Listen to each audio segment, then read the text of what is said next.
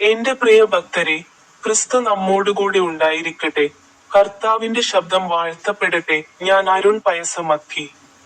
നിങ്ങൾക്കെല്ലാവർക്കും ആശംസകൾ. ഇന്ന് സെപ്റ്റംബർ മാസത്തിലെ 16-ാം ദിവസമാണ്. 2025 വർഷത്തിലെ 9-ാം മാസം.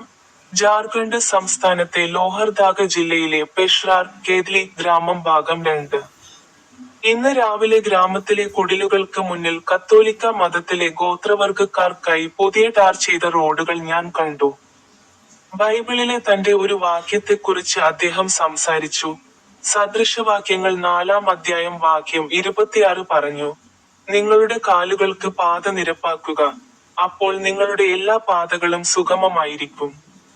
നിങ്ങൾക്കെല്ലാവർക്കും ആശംസകൾ.